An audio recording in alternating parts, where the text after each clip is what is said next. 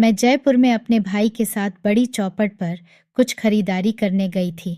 क्योंकि हम दोनों ही बिना नाश्ता किए घर से निकले थे और पानी की बोतल भी नहीं लाए थे, तो प्यास और भूख एक साथ लग रही थी। मेरा भाई बोला, चल लाला जी की पतासी खाते हैं, भूख भी मिट जाएगी और प्यास भी नहीं लगेगी। हम दोनों पतासी खाने के लिए लाला जी के पास पहुंचे।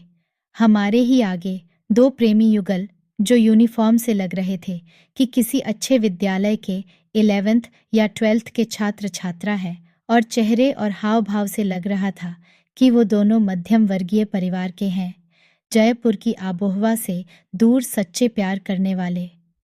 जो स्कूल के पहला पहला आकर्षण वाला प्यार होता है, उसमें डूबे हुए हैं।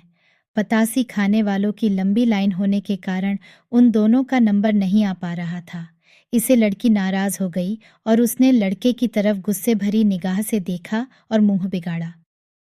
लड़का, क्योंकि पहली पहली बार प्यार में गिरफ्त में हुआ है, हर तरीके से मानने की कोशिश कर रहा है, बार बार सॉरी बोल रहा है, जैसे पतासी लाला जी नहीं वो ही खिला रहा हो, पर लड़की के हाव भाव नहीं बदले।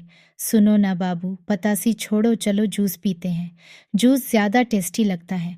अब उसको लाला जी और हम सब पतासी खाने वाले घूर रहे थे। लाला जी तो उसकी बात सुनकर दांत पीसने लगे। ऐसी विकट स्थिति थी कि अगर और ग्राहक नहीं होते तो लाला जी उसकी चटनी बनाकर मिलाकर लड़की को पतासी खिलाते। लड़के ने माहौल गरमाया हुआ देखा तो लड़की का हाथ पकड़कर साइड में ले जाने लगा, पर लड़की ने उसे घुन्ना कर देखा और पैर पटक कर सामने की दुकान की बाहर लगी कुर्सी पर बैठ गई। आखिरकार हमारा नंबर आया। हमने खाना शुरू किया। लड़का बार बार कान पकड़कर सॉरी बोलता हुआ वापस चलने की मनुहार कर रहा था। चलो ना बाबू, नंबर आ गया, पर लड़की मानने को तैयार नहीं। लड़का घुटनों पर बैठ गया। फिर भी मुंह फेर लिया मैंने। मेरे भाई को छूंटी काटते हुए बोला, यार कितने नखरे कर रही हैं ये लड़की। बेचारा घुटनों पर बैठ गया, फिर भी नहीं मान रही, जबकि उसकी तो कोई गलती भी नहीं। सब्र नहीं रख सकती। हम भी तो खड़े थे इतनी देर से लाला जी, जो कि हमारी बात सुन रहे थे। हमारी हाँ में हाँ मिलाते हैं और बोलते हैं। आजकल के बच्चे तो हथेली पर सरसों जमाते हैं।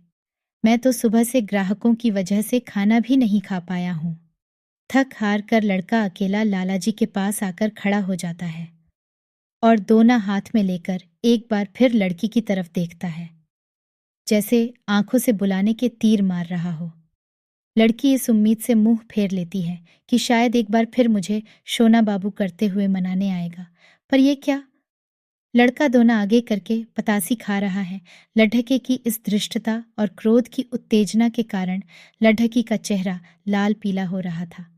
लड़का मुंह नीचे करके बिना रुके खाए जा रहा था, जैसे हीरा ठाकुर जहर वाली खीर खाता है, पर उसने चेहरे के भाव ऐसे बनाए जैसे उसे बहुत अफसोस है प्रेमिका के नाराज होने के कारण अकेले पतासी खाने पर। लड़के की इस तरह प्रेमिका की उपेक्षा और उसी प्रेमिका के सामने अकेले पतासी खाने को वो बर्दाश्त न कर सकी और आंखों के कोरों को आंसू से भिगोए हुए लड़के के पास आई। पढ़ लेना मैसेज। गुड बाय और एक्सप्रेस ट्रेन की तरह दूसरी तरफ चली गई।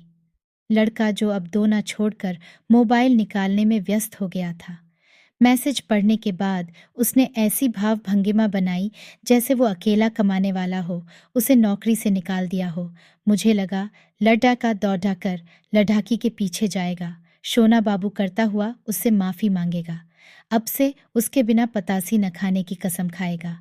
आपको भी यही लगा होगा ना, पर नहीं, ऐसा कुछ भी नहीं हुआ। वो लड़का पहले से तेज गति से पतासी खाने लगा।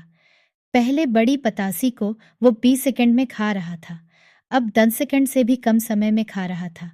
उसकी भी आंखें रुआंसी हो गई थीं, पर वो फिर भी खाए जा रहा था। मैं और मेरा भाई उसे एकटक देखे जा रहे थे। मन कर रहा था दिलासा दे दे, पर हिम्मत नहीं हुई। आंखों के सामने लाइव ब्रेकअप देखने की साक्षी पहली बार बनी, तथा पहली बार कोई ऐसा प्राणी दिखा जो मेरी तरह तनाव में खाना त्यागने की जगह ज्यादा खाता है, क्योंकि रोने के बाद भूख ज्यादा लगती है। दोस्तों, हमारी कहानी आपको कैसी लगी कमेंट करके ज़रूर बताएं। धन्यवाद।